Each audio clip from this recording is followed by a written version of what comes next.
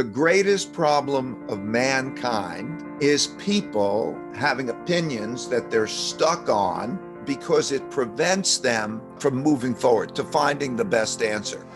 I think you gotta have a dream. The School of Greatness. Really? Yeah. Please welcome Lewis Howes. Welcome back, everyone, to the School of Greatness. I am very excited. We have Mr. Ray Dalio in the house. Thank you so much for being here, Ray. Oh, I'm thrilled to be. I'm grateful for you because you have such a wealth of wisdom, not only on wealth accumulation and finances and the history of the financial system, which we're going to get into as well. But the more I dive into who you are, you understand people, and you've created this incredible way to build something by understanding people. And in your book, on principles, it's really more a book about understanding people from my point of view and the science of how people think, how they work, and how to connect them to a greater idea. And you've done an incredible job at understanding how to do this for your vision and for your company. So I'm really grateful you're here, and I'm grateful for your mission and your work.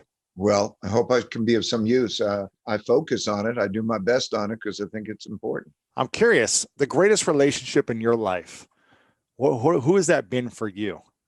The person in your life who's made the biggest impact? Well, my wife, Yeah. she's been a partner for 43 years, so at all dimensions, I love her intellectually, spiritually, physically, in all dimensions.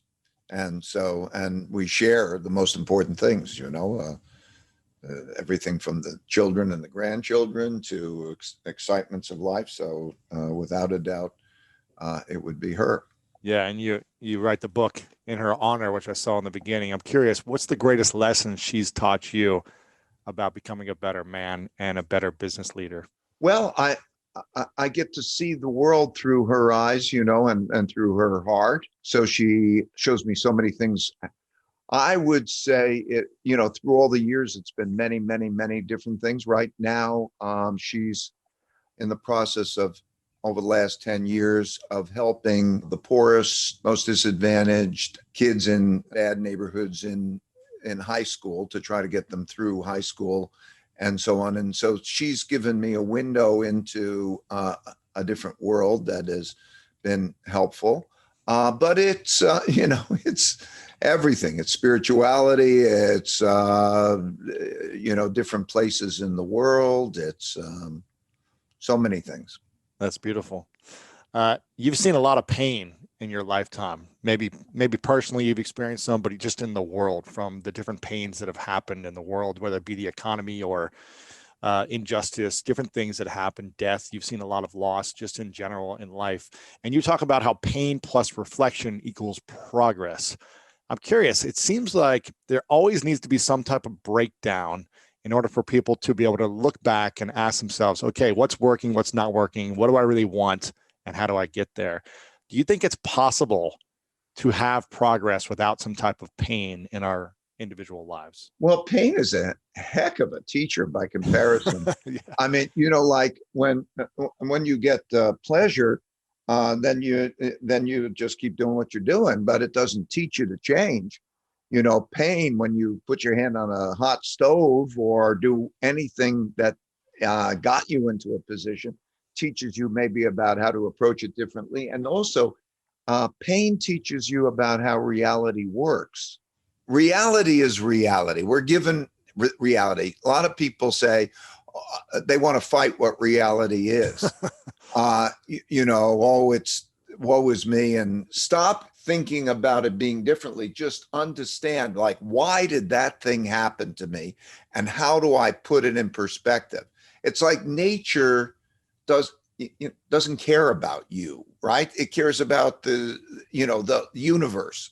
And so when you have those experiences, just understand how reality works and also how to approach it better. That's smart, I think.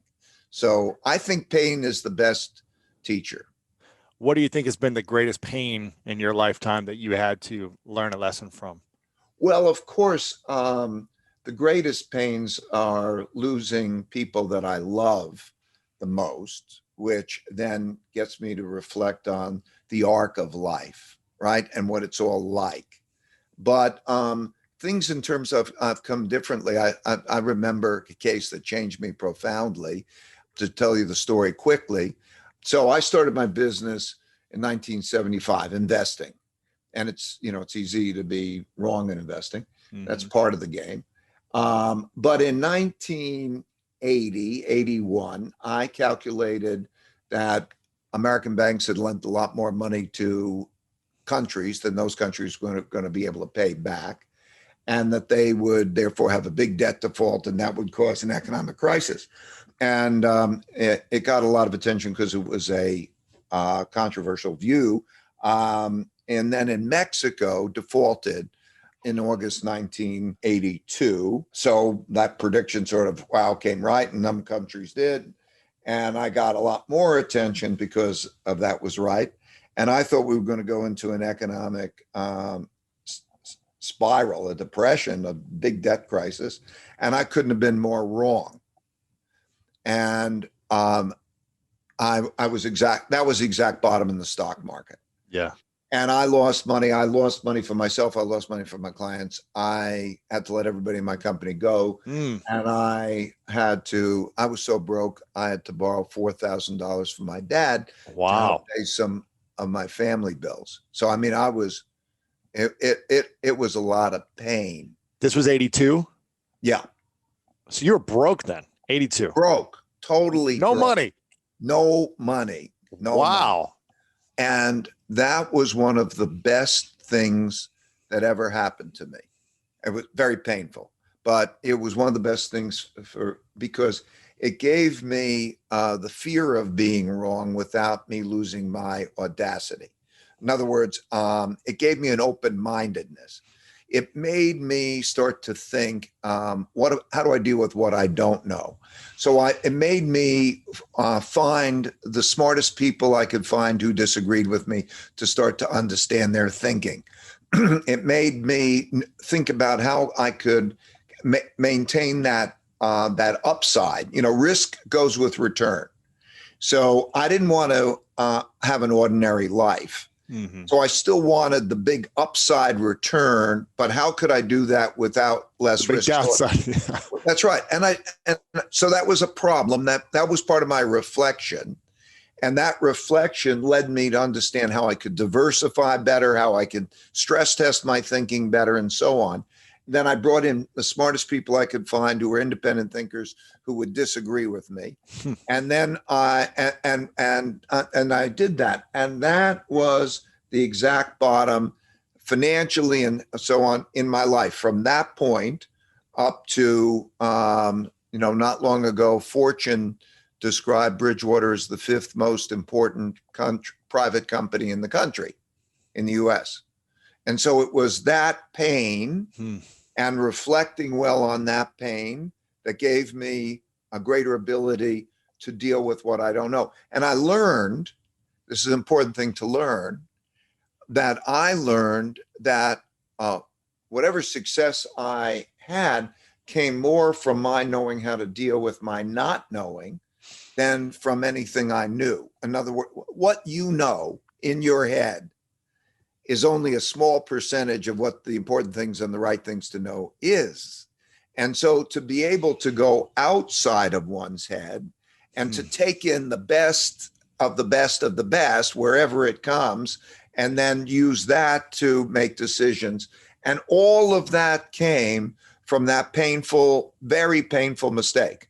Where do you think you'd be today if in 82 you didn't go broke and have that massive pain? I'm sure I'd have, a very ordinary, I don't know, life. I don't know, because I wouldn't have known how to have great upside while having acceptable risks. Right. In other words, like I at the time I reflected it. I felt it was like the following. I'm on one side of a jungle, and I'm on this one side of a jungle, and you could go in order to imagine you could have great success if you can cross the jungle alive to get to the other side. But in the jungle are all sorts of terrible things that could kill you and so on. And you have a choice. You can have this boring, or you can have this ordinary life, or you can try to cross the jungle. Now, each one of us would approach that differently. For me, I had to have the greatest life I could have. So I have a little bit of a taste of adventure. So how would you cross that jungle? And what I learned was that the best way to cross that jungle would be with a team of people who I cared about, they cared about with me, who could see things that I couldn't see, and I could see things that they couldn't see. And that way you could be effective together. And so that's what I did. That's how it worked. And what I also learned through that thing is, like, I don't want to get out of the jungle. I don't want to get to the other side, because the actual act of being in it with them and to do those things is itself rewarding. So I'm confident that I wouldn't have learned that if I didn't have that kind of experience. So you're still in the jungle today. Yeah, I'm in my jungle, but my jungle, everyone's jungle is a life arc. There's a life arc, right? You have to recognize the life arc. 0 to, 80, 85 or something is the life arc. Something like that. I'm 71. I know where I am on that journey. Okay. It's important to know, where are you on your journey? And then when you start to think about that, like, where will I be in 10 years? I'm going to be a different person in 10 years. Okay. Where will the people I love be? Think about yourself. Where will you be in 10 years? And where will the people you love be? It could be your kids. It could be your parents. Where will they be? And what will their experiences and the journey that they're going through and you're going through? And this script in the journey, by the way, is pretty well known, right? Like, I think, I'll give you an example. I think it comes kind of in 3 phases. The first phase is when you're dependent on others and, you're learning. Okay. Then what happens is you get out of school and you become independent and you go to work, and then it's entirely different. You're in the second phase of your life when others are dependent on you and you're working and you're trying to be successful. And then but there are the arcs, and you could see markers along those lines. Do you get married? When do you have a kid? When, like, I realized, like, when my kids have kids, I'm now in my third phase. Okay. So you see these things, and so you have to see that. So what I want at this phase of my life at 71, I'm in transition from my second phase, in which I've worked and I've won and I've played, it's like, had my battles and it was great and so on. And now I'm in a mission to pass along the things that were valuable to me. I want to pass them along to others. And then I'm going to go quiet. And then I'm in that other phase, but you learn things. And so this is kind of a mentor, pass it along phase. How do you stay confident in transition from kind of one identity to a new identity? That's something new, that's something unknown, whether it be in your personal transition life or in the financial world, where things are unknown, things are transitioning, or it might seem like it. How do you personally stay confident in the transition? First of all, you're really talking about comfort with ambiguity. Yeah. Okay. And the way that I feel it is, life is like an adventure. I mean, if you knew everything, it wouldn't be nearly as good, right? So the ambiguity is part of it. It's part of the game. It's just the way it is. And then, so to then experience that and to know how to deal with ambiguity, because the same rules apply. Feel it. What's it like? How does it feel? Where are the pulls to? How do you learn? How do you learn how to approach it? What's it like? Speak to others who have been in that spot before. Taste it, and so on. Our preferences change. as you're going through all those things. So you feel it out, you learn about it, you go to the things that you feel the pull toward. I'm curious. You have feelings you've been talking about for a few moments, but I know you're a very thoughtful human being. You create algorithms for your entire work, your team, everything is based on algorithms, kind of thoughts and ideas. But I'm hearing you say you're a deep feeler as well. Would you say you're more led by thoughts or your feelings? And No, I think it's the alignment of them. Okay, here's the facts pertaining them. There is a subliminal mind that we have, and there's a conscious mind. Freud discovered that there's a subliminal mind. So we have, and in that subliminal mind, we just don't see it because it's not conscious, but it has a big effect. And so feelings and those things are coming through that subliminal mind, and it really has a big control. And then there's a conscious logical mind. So they, for everybody. And so they're in your mind, they're like everybody's mind. There are these kind of two minds that are working. Now, I find that when I align them, meditation has had a big effect on me. I've been meditating since 1969. Wow. So for a long time, because what that does, literally, it's an exercise where you repeat a mantra, the sound, and then you lose sort of a consciousness and you go into the subconscious mind. But in any case, to reconcile feelings with thoughts, to recognize feelings with logic and align them, like each has to double check for me. Like if my feelings, I'm a big feeling person. The most important things in life for me are what? Inspiration, love. What is it about? I mean, what are you doing it for?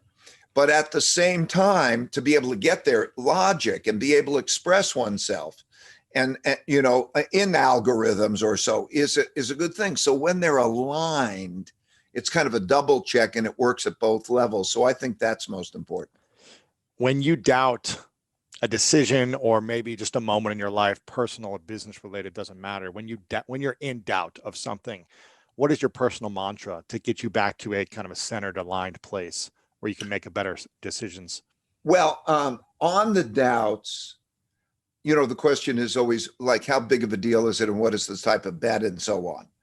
And, little doubts. No, okay, that's no big thing. Life and death decisions, those kinds of things. They're big, those are the big questions. And what I realize on those is doubting is part of that process. You can only be sure a certain amount. How do you get to the best triangulation? In other words, take in from the smartest people and your own thoughts and so on, so that you're making that, understand how reality works, and then try to make sure that none of your decisions are the ones that knock you out of the game. In other words, like I've got an expression for people who work for me: you can scratch the car, but you can't total the car. You could. So realize, okay, you don't win it all. You make your best bets, but don't have the one. So you have to eliminate the killer ones, because you have enough killer ones, and odds are one of them is going to get you. Right. So I approach it basically that way. Try to make the diversification. Try not to have any killer. Eliminate all of those that are unacceptable, and then go for the upside and doubt. But I'm used to doubt. I doubt. There's everything. Every time you put on a position in the markets, for example, I am never sure it would be easy if I knew. Right. So there's a lot of doubt. Right. So doubt is part of it, but don't put yourself in a position that you can have unacceptable. Where you go being broke. banged around a little bit is okay. Yeah. Right. Okay. So how do you have confidence when you're doubting yourself and you're like, I think this is going to do well based on all the math and historical evidence and feelings? How do you have confidence when you place that bet? I have enough bets that I make the bet so that no one of them, I won't allow anyone that'll kill me. Right. And then I raise, and I'll typically only want to make bets that I feel good about. And I will have them stress tested, my bets, by having other people stress test it. So yeah, just imagine, I don't know, you're playing a chess game. Mm-hmm. Okay, now, okay, maybe you're a chess master, but okay, what are you going to do? You have to still make a move. So, okay, what's the best thing to do? Now, imagine you could ask the best chess masters in the world what you do and think about the pros and cons and make your decision and just not make it that also one's going to knock out of the game. So it's that. You mentioned a team going through the jungle with you and supporting you, whether it be mentors or hiring. How have you learned to bring together this great team that you've assembled where people are going to disagree with you? It sounds like people are going to have different thoughts and be able to free to disagree with you on certain things. How do you know when the disagreement becomes toxic? When you can look at it from a point of view of like, okay, I need this disagreeing thought, but when does it become toxic where you actually need to let go of that person in your life or on your team? Well, what's so interesting to me, I think, is that immediately your question about the disagreement is toxic. That's the first thing that people go to. Somehow they think disagreement is toxic. Mm-hmm. And supposedly it's because the part of our brain, which is the amygdala, which is this fight or flight, takes disagreement as the equivalent of a fight. And so it anyway gets triggered that way. Now, instead, imagine it's a curiosity. In other words, I view it as a curiosity. I mean, I could tell if somebody's wanting to disagree with me or I'm disagreeing with them because I want to hurt them. I mean, that's a different thing. If you want to hurt them, okay, then that's a different thing. But I mean, like, disagreement should be a comfortable thing that prompts curiosity and so on, and mutual respect. Like, how could I ever get along with you if I couldn't disagree with you? How many times, I mean, you're going to disagree.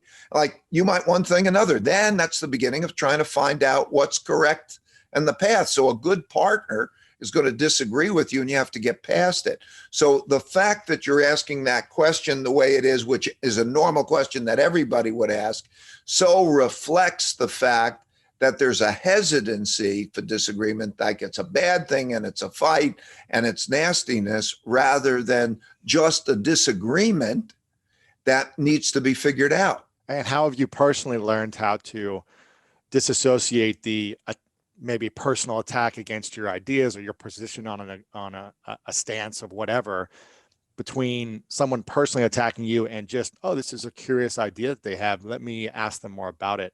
How have you learned how to do that? And what advice would you have for others? Well, first of all, I learned by it because it works. I mean, like, I'm afraid of the opposite. And how can I have, it helps my decision making. It helps our relationships. What are they going to do? Bottle it up and I'm going to bottle it up? Is that smart? I mean, that sounds stupid to me. You don't even know what's true. You can't figure it out. So everybody's confused because nobody knows what each other's really thinking. And then also, like, you won't get to the right answer. And I mean, that just is too stupid a path for me to do it. And it's too risky a path. And it's so much more rewarding to do the other. Right. Have you always been like that, or was it until you went? Well, I think what helped me get that way was the markets. Okay. Because again, what happens is, there's just being right or wrong. There's just a winning or a losing. And okay. So just imagine, it's like being a trained monkey. Mm-hmm. What works, okay, should we push the button? Should we push the button? Okay. Yes. Okay. It makes sense. Okay. Right. Let's push the button is better than, I'm going to push the button, whatever it is. Okay. No, I don't see it that way. Okay. Let's figure it out. And so on. So and then the scorecard, I think, probably had the benefit of that kind of notion. I got a scorecard. Okay. I don't know. Like, I'm not sure. Okay. Bring it on. Please stress test me. Oh, that's great. We're good partners. So that to some extent, I think, played a role in, my types of experiences. Maybe if everybody had a scorecard on all their decisions and then was being able to experience, essentially, you try it one way, you try it the other way, and you start to see what's better, and you get punished one way, you get rewarded the other way. Naturally, you want to go in the direction you get rewarded.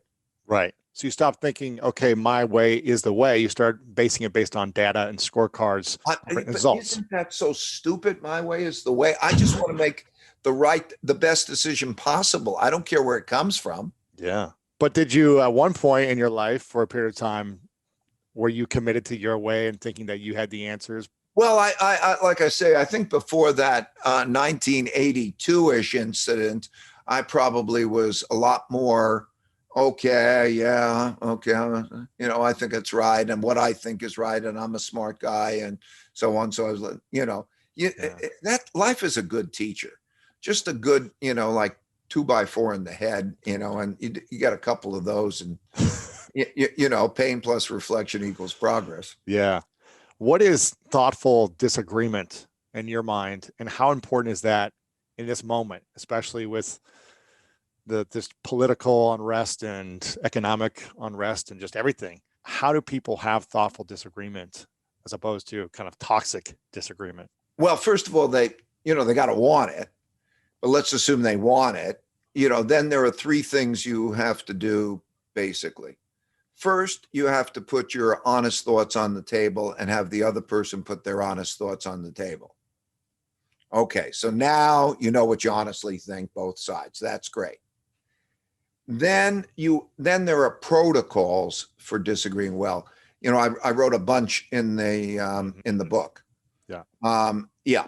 And like I could go through some of those types of things. There are certain exercises that you could do. I have a 2-minute rule. You speak with 2 minutes without the other. You start to think, are you blocking? You have a mediator, maybe. In other words, somebody, when you're disagreeing, if you can't disagree, say, we mutually agree that this person will be our mediator, or maybe to the judge, they'll decide. Maybe it's a group that decides. But in other words, you have a protocol for disagreeing and then deciding. So sometimes in that disagreement, hopefully you both learn a lot, and you may reach an agreement, but you still may not have an agreement. But then you try to say, what's the best protocol for moving past that disagreement? Like you have a judge and a jury, and they have a case. And anyway, what do you have? Good protocols. So you have to have three things. You have to put your honest thoughts on the table. You have to go through processes that helps to reach the right answer, depending on how serious the question is, right? If it's, and then number three, you have to have a way of getting past that decision and moving on. I have a basic view, though, whenever there's any disagreement or anything that's not going well, stop.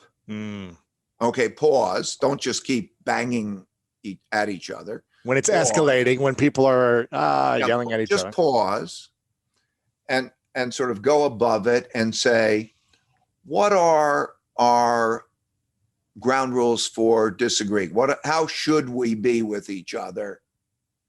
And you turn your attention rather than to the argument at hand, but say, okay, if I think this and you think this, how do we do this? And then once you agree, okay, then you go back into the argument and then you follow those protocols, because half of the problem is that people just don't even know how to disagree. Yeah. But if you do it that way with those protocols and so on, and you get past your disagreement, it's great.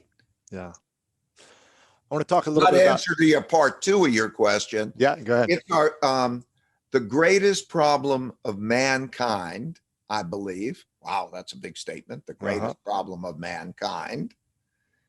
And it is an exceptional problem at this moment in time, is people having opinions that they're stuck on, that they won't, like I have to have my opinion and that's right, and so on, because it prevents them from resolving it, from moving forward to finding the best answer.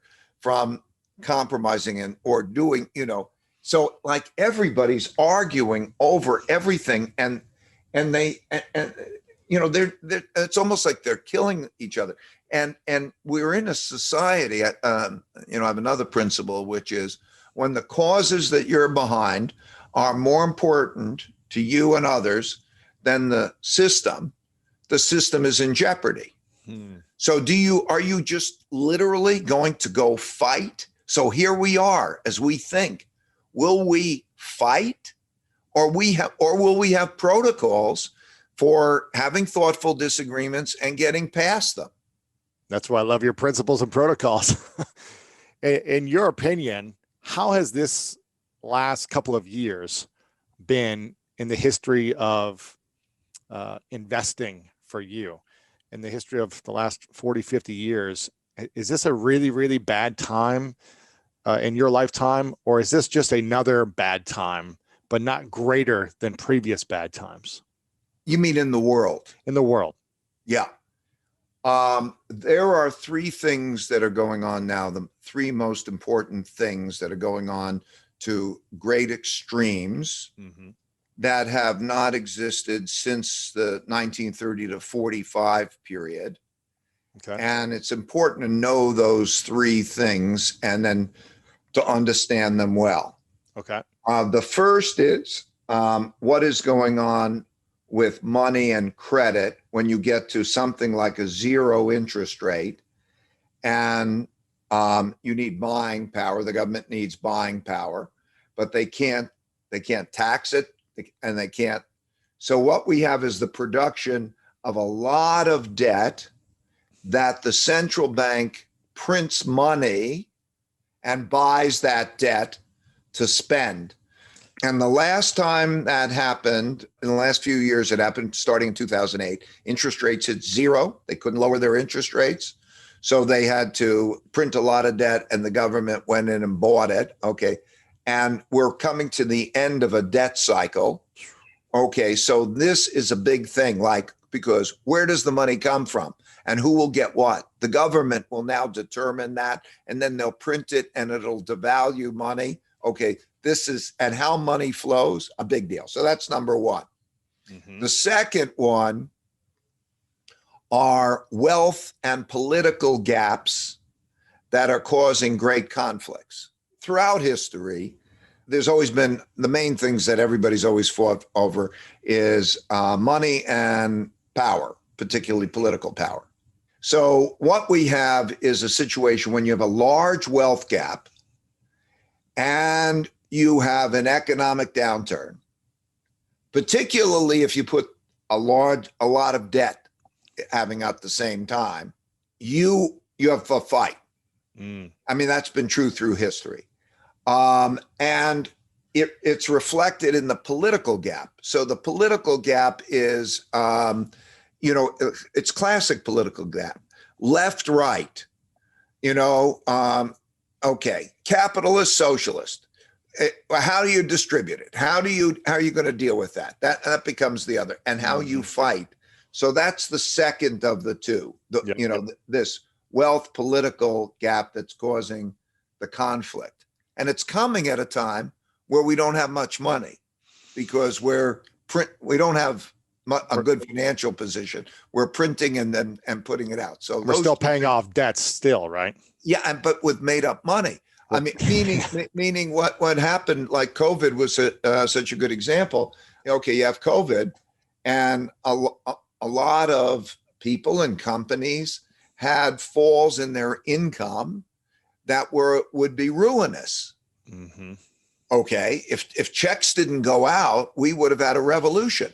Right. And so those checks, and how do you save everything and so on? Okay, so and it's not like the government had real money, like they didn't have any money. They already owe a lot, so they just printed more money to give. So they made more debt, and then the government and the Federal Reserve printed it, and the checks went out, which diminishes the value of money and so on, and changes things.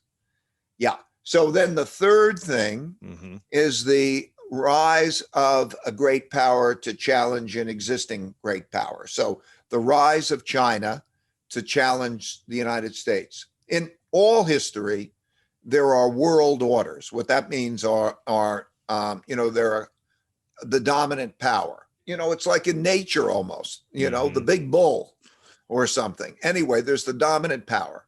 And then what happens is in 1945, we entered the American world order. The United States won the war, and it ended.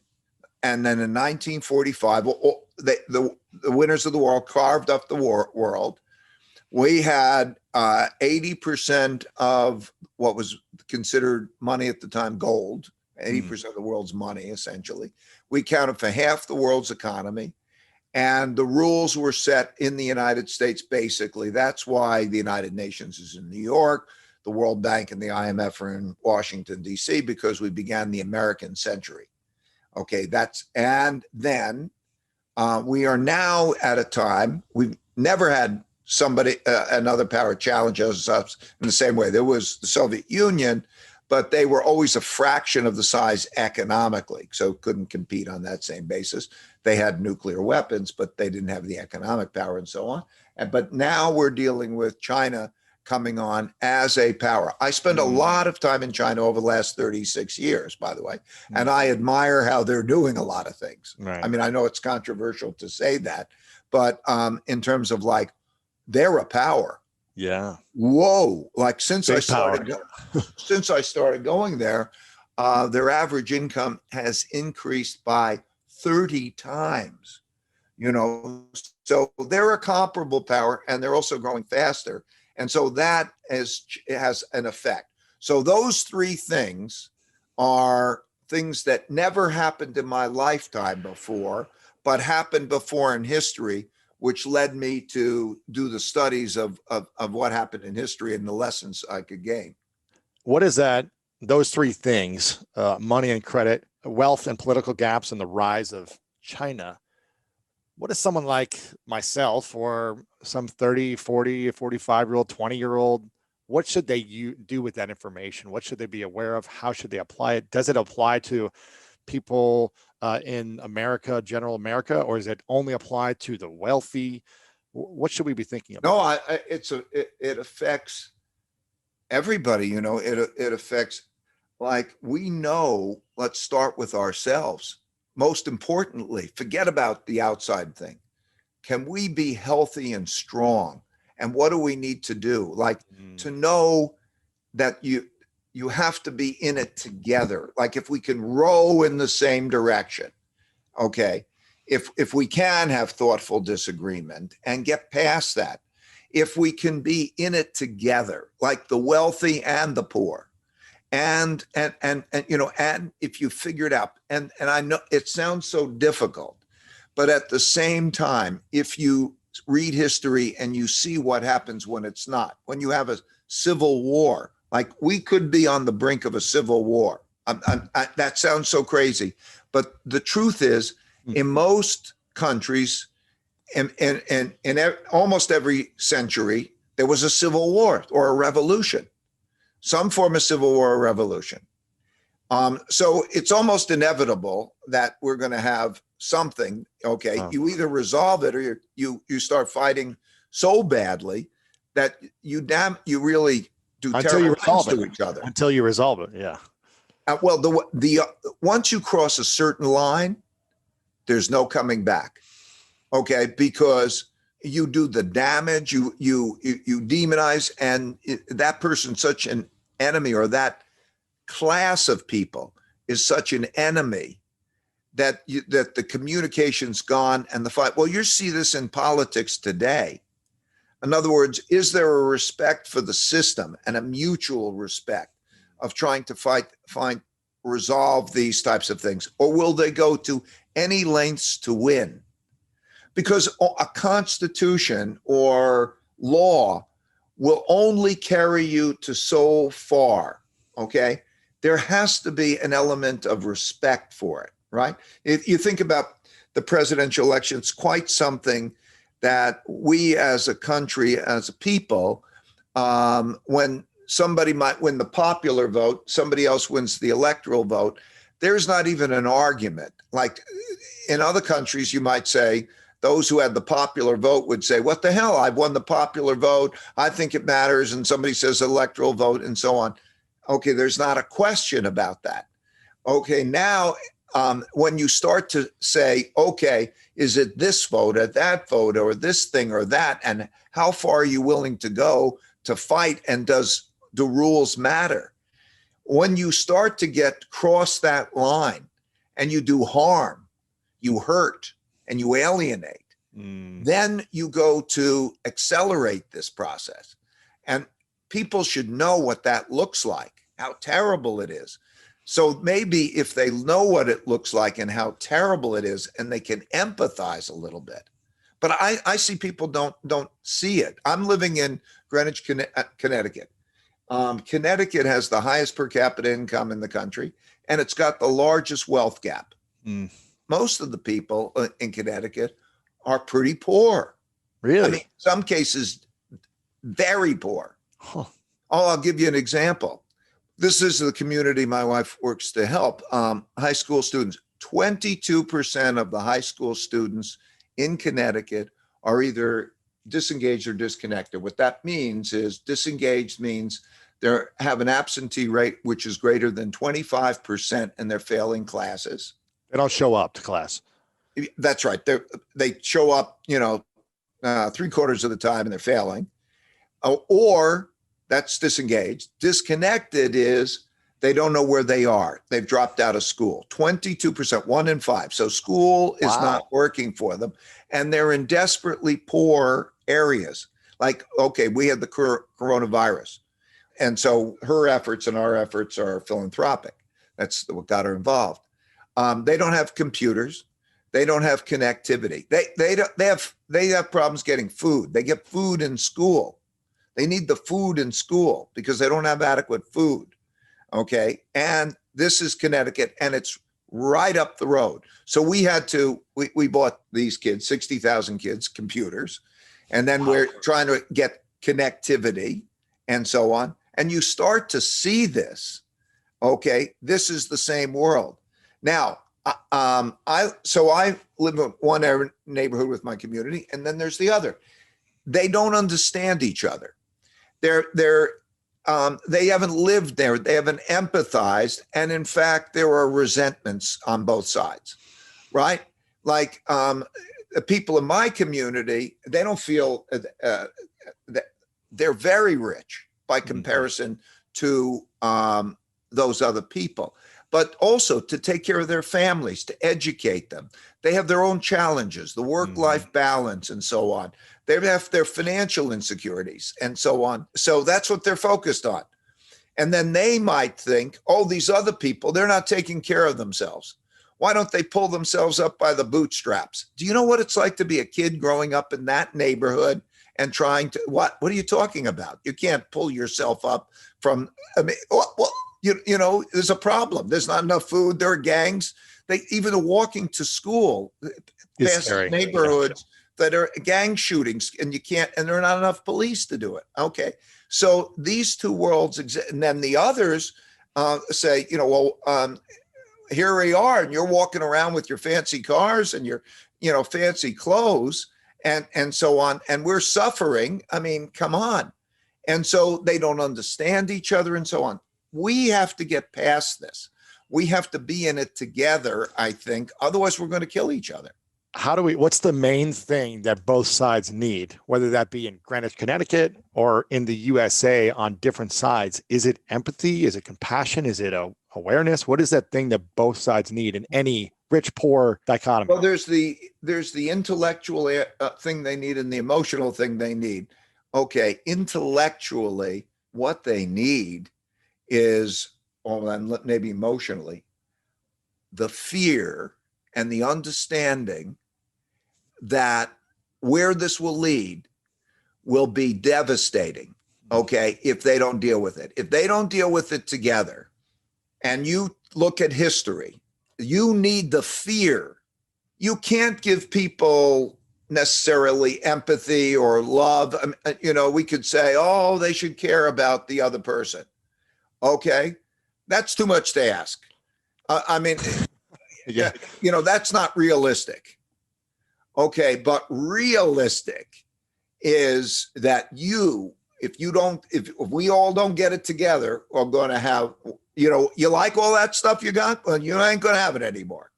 And all of a sudden, the things that are the most basic in terms of take care of it. And then if you start to realize that it's productive, like what do you need to be successful? It's all I had when I grow up was I had parents who loved me and took care of me. I went to a public school, okay, and I came out to a world in which there was equal opportunity. Those are the only things you need, and healthcare. But when you're young, you don't need much of that. So those are the only things you need. Now, even in these communities, sometimes you can't get the parents, but you can get people who care about them, their teachers and so on. But you have to try to strive for equal opportunity. Do you think we have equal opportunity? No, of course not. Let me look at any of the statistics. I mean, I can give you examples. I studied this issue because first when populism started to come around, and I thought I needed to study. Donald Trump is a populist. And then it's all around the world. And I needed to study the different quintiles, the top 20%, next 20%, and so on. And I saw what the pictures of the lives of the majority of people are like, the bottom 60%. And equal opportunity, no, put that in perspective. Those in the top 40% spend on average on their kids' education 5 times as much money as those in the bottom 60%. It's a self-perpetuating thing. It's not a bad thing. Those parents care about having their kids well educated. So because they do and they take care of their kids, they're taking care of their kids, they're getting them well educated and so on. But not being well educated means you're not going to have equal opportunity. And so as that gets narrower and narrower, you have that phenomenon that so there are a lot of ways you can measure whether there's equal opportunity. But I don't even know we can agree that we should have equal opportunity. I mean, like I'd almost take a poll, of the American people and see, could we agree that we should have equal opportunity? Okay, that'd be an accomplishment. Okay, then if you could do that, then we say, can I take metrics, by which key performance indicators, by which I could say, how are we doing on the equal opportunity goal? Right. And then monitor that, and you say, it's getting better, or it's getting worse. If we could do that, we'd accomplish a lot. Yeah, we got to get to that point first. This is fascinating.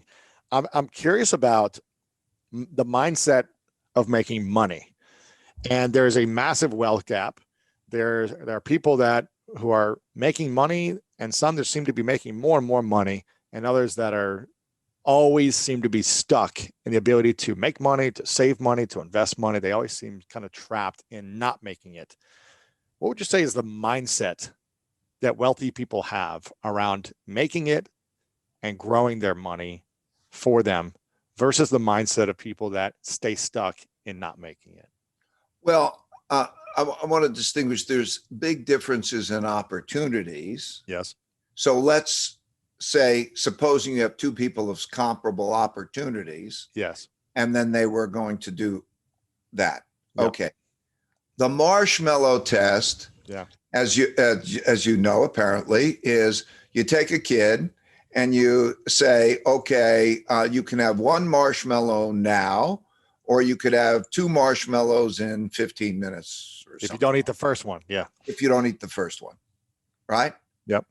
Okay. Once you start to realize that deferred gratification is going to make you better and so on, and you start to count and you say something like, how many days, weeks, months, or years can I live if I don't have money come in?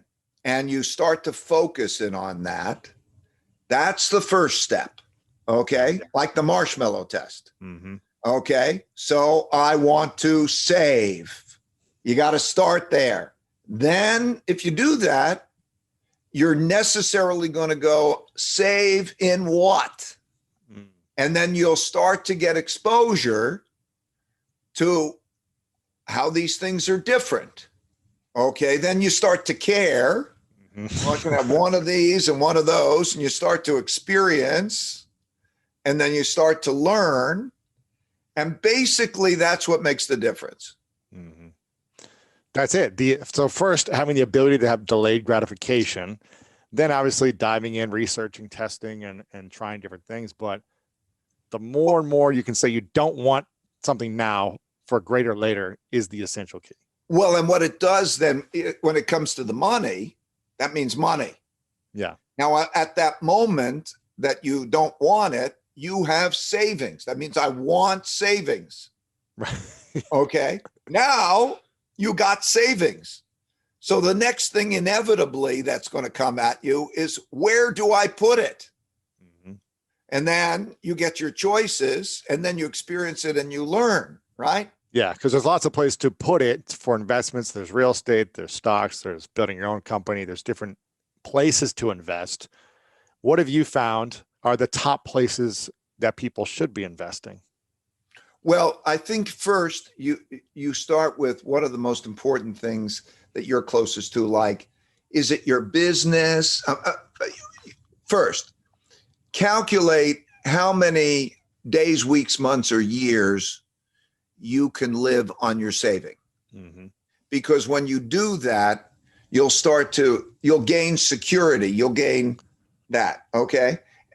So look at how much you're spending. Okay. And then say, how much do I need?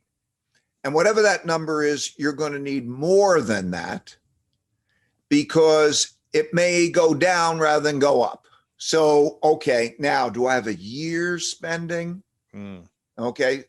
So I think you start there. Then you start to think, what are the things that are most important for me? And then you start with your business or your residence that have a symbiotic relationship and that you know well. Let's say if you start with your business, okay, you're closer to that, investing in yourself with whatever that may end up being. That may be your best investment. Not Okay. real estate, not stocks, not the market. Well, it depends. If you're not, if you're doing something where you can do it yourself, and that's the thing. But if you're in a job and that's not the thing, Right? Because you're in a different position. Okay. But anyway, and then I really think there's something good about your home, a basic thing about your home, because it's nice forced savings. And it also means that you fix it up. You're saving, you find out there's, oh, well, if I add this thing or that thing, and you're enjoying it. Mm-hmm. So when you're enjoying it and you're controlling it and it's yours and so on, that's pretty good. And if they keep mortgage tax deductions and so on, there might be some benefits to it also. Okay. But that's not a black and white answer. So you could take a sharp pencil and say, is it better to rent or buy? Okay. That's a different question. Maybe yes. But by and large, am I going to move? All of those other questions. But so when you start with, okay, what is it that's close to home and how much? You need a certain amount that's liquid.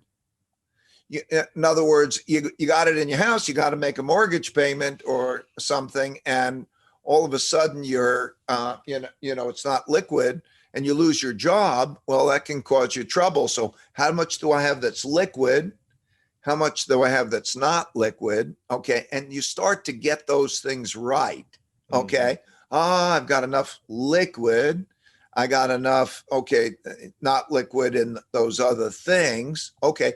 Pretty soon you're getting yourself in good shape. Yeah. You do those things, you're pretty much in good shape. And then you're also having some experiences, and then you go beyond that, and then so you start to, okay, what, okay, what's a stock? What's a bond? And then, you learn through experiences. I learned through my experiences. I started when I was a kid, 12. I used to caddy, and I took my caddying money and I put it in the stock market. And I was lucky. What happened to me, by the way, is I took my caddying money and I bought the only company that I ever heard of that was selling for less than $5 a share. And I thought that, well, I was really dumb. I thought I'll buy more shares, so if it goes up, I'll make more money. And it was the only company. It was a company that was about to go broke, but some other company acquired it and it tripled. And I thought, this is an easy game. And I like it, easy money. So, but you experiment and you learn. You're a very philanthropic individual. You and your wife, your foundation, your company, you give back in a lot of ways. Some might be through donations like computers, some might be through financial, some might be through just your work and your content on LinkedIn, which is amazing. I recommend everyone subscribe to you on LinkedIn. The content there is amazing. You're giving back in lots of ways. I'm curious, what's the greatest gift a rich person or someone with money can give someone who doesn't have money? To give the knowledge, teach a man how to fish is better than to give him a fish. I mean, I think you can give them both. You can give education and you can, but ability, the capacity to be productive, because, if I can give you the capacity to go out in the world, it's like go into a jungle. I give you a knife and can you live in the jungle? Okay. If I give you that capacity, that's the best thing I can give you. That's why I wrote the book and, pass it along. I wrote those principles over years and I wrote them down, and that's what I want to pass along. That's the most important thing. Yeah. But if you've got money, you can help people a lot in a lot of different ways, which is thrilling.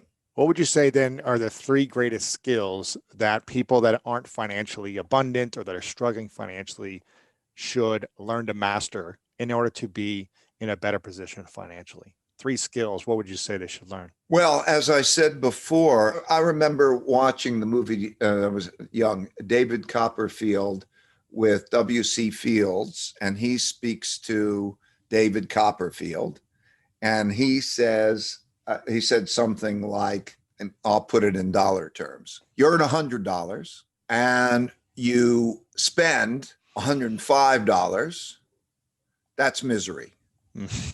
If you earn $100 and you spend $95, you'll have a good life. I mean, it wasn't exactly like that, but it was, but basically, I know so many people who don't earn much, but are there. Because if you start to think about what it is that it costs you to live in terms of, let's say, the basics, give me a bed to sleep in, give me the food, let me be educated, and so on and so forth. I think most people can get themselves in a position where, they're net positive. Mm-hmm. So if you can be net positive and you could do that, that's number one, as I carry that. So yeah. That's number one.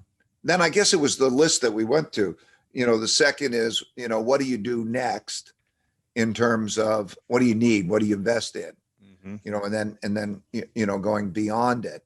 And then avoid the following mistake, the most common mistake of investing, thinking that the investment that did good is a good investment. People rather more expensive.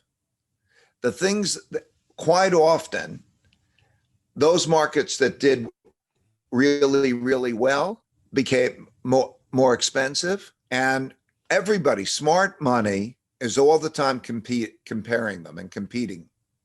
So what happens is the naive money buys the thing that was hot or is hot. The thing that has been terrible, which might be the thing that's beaten down. So I would say also an important element. Okay, so here's another one that's really important. Diversify. So don't put all your eggs in one basket. Right, because what I learned about this, is that, first of all investments compete, and it's not easy to tell whether one investment is better than the other, because if people could do that, life would be easy and everybody'd make a ton of money.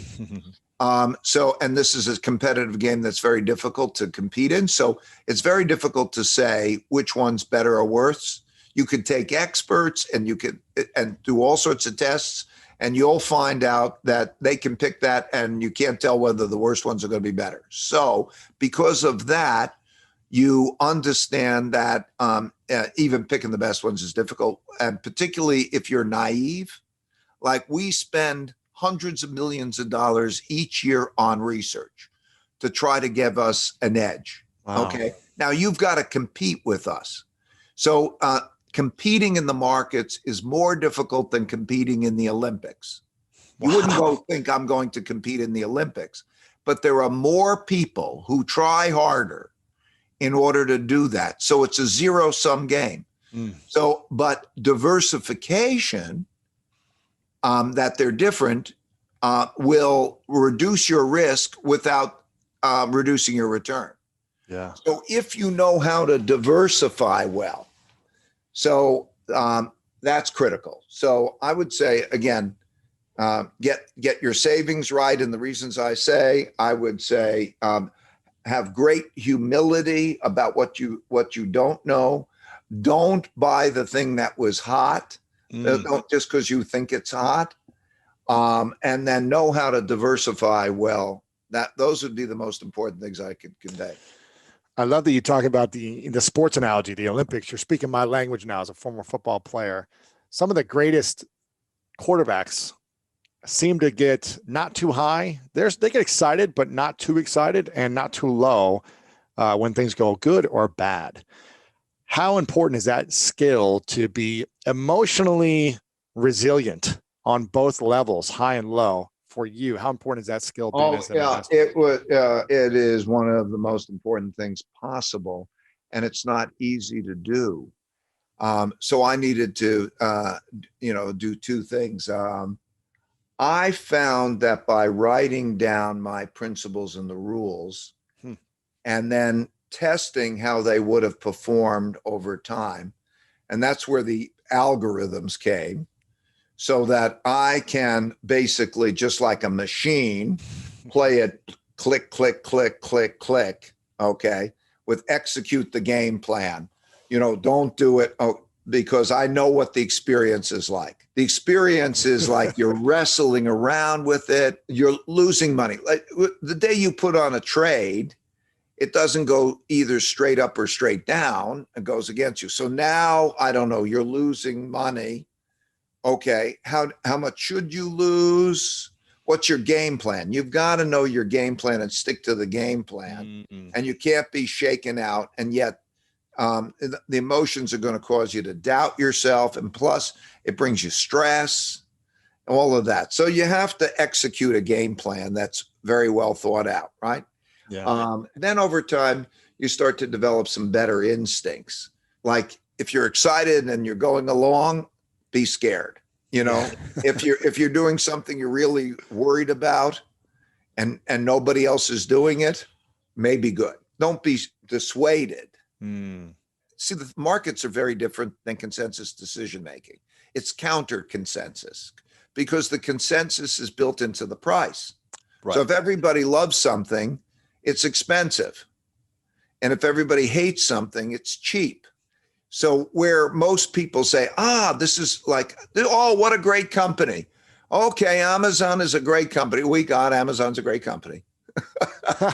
Who doesn't got that Amazon's a great company? Okay. And then, I'm going to go own Amazon. Okay.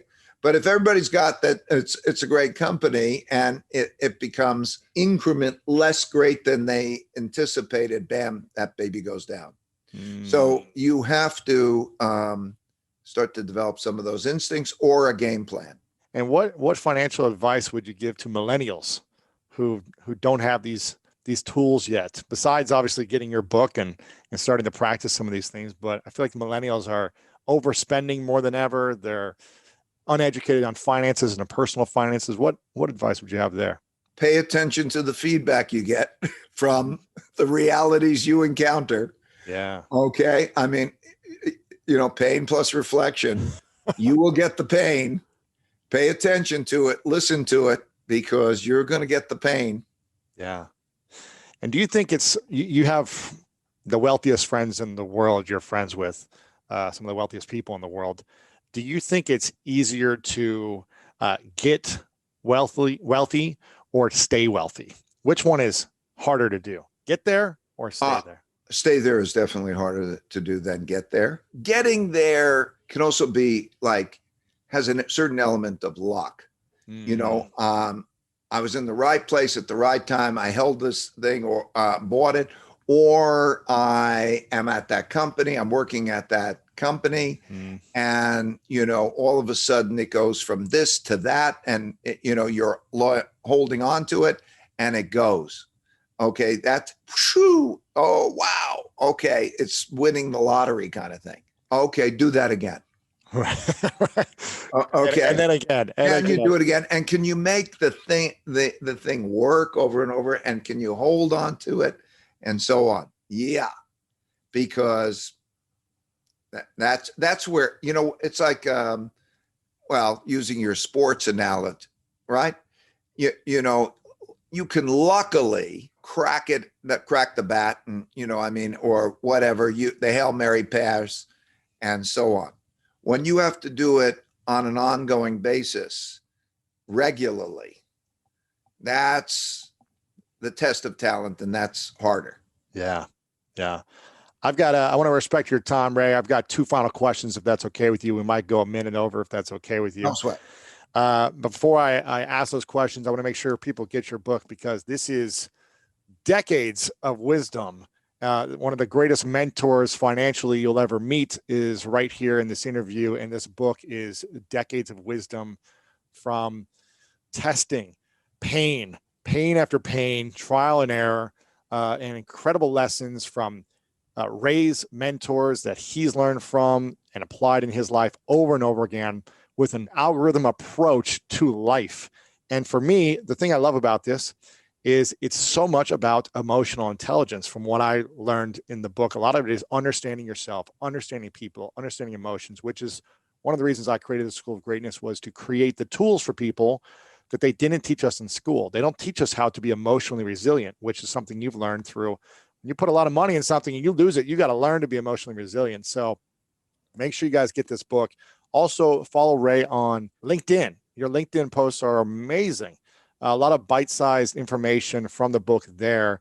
And so go follow you, Ray Dalio, over there on LinkedIn, Twitter, Instagram, Facebook as well, all Ray Dalio. And principles.com has incredible content and information there. So if you want a more mentorship from Ray, then you've got the information. You've just got to take action on it. You also have I don't know if you're talking about the personality test, but this is coming out in a few months. Let's talk about that. This is a test that I took that you've been developing for years with behavioral scientists and researchers on how to understand the people that you're hiring or working with, or people in your family and your life. Or yourself. So you know what you should be taking action on or creating in your life, what you're good at and things like that. I took this test. Powerful. I've taken a lot of personality tests, but this is probably one of the best and most accurate.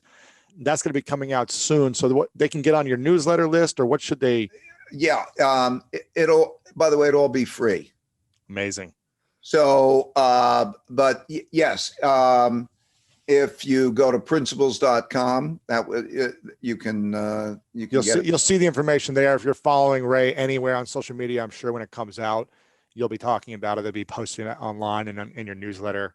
So make sure to subscribe to that, because this test will help you understand yourself better and make better decisions in your life, and also the people around you. So, and I didn't know it was going to be free. So that's amazing. So it should be out here in a few months. Make sure you guys go to principles.com to check that out and get access to it when it comes out.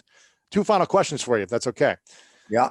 Number one, this is a hypothetical question I ask all my guests at the end. It's called the 3 truths. And I like for you to imagine that you get to live as long as you want to live, Ray. But for whatever reason, it's your last day on earth. And for whatever reason, hypothetically, all of your content, like your book, your social media, this interview, your videos, for whatever reason, you got to take them with you to the next place. So no one has access to your content anymore or your principles. But you get to leave behind 3 things you know to be true from all the lessons you've learned in your life. And what I like to call your 3 truths that you'd share with the world. What would you say would be those 3 truths for you? I guess I would relate it to what I would say before about the principles, which is that life is a journey, an adventure that is an arc. It has a life arc. And to know how to play that well, to have principles that you believe in and that you related to that is that knowing how to deal with what you don't know is more important than anything you know. And that I think the most important thing in life is meaningful work and meaningful relationships. If you love your work and you have a passion that you're pursuing like you do, and you have meaningful relationships, either in that work or beyond that work, there's nothing richer. You can't get a better life. And those are beautiful truths. Thank you for sharing those. And before I ask the final question, I would acknowledge you, Ray, for being an incredible giver in the world, because of someone who is one of the richest people in the country and in the world, you've accumulated so much, but you're wanting to give so much back now. And I really acknowledge you for that, for your service. But it's a pleasure. I think, like, I'm not going to do anything, just so you understand. I pay people, pat on the back, and everybody says, okay, thank you, and whatever, so on. But the truth is, there's an evolutionary process. You take care of yourself, and so on. And what do you need?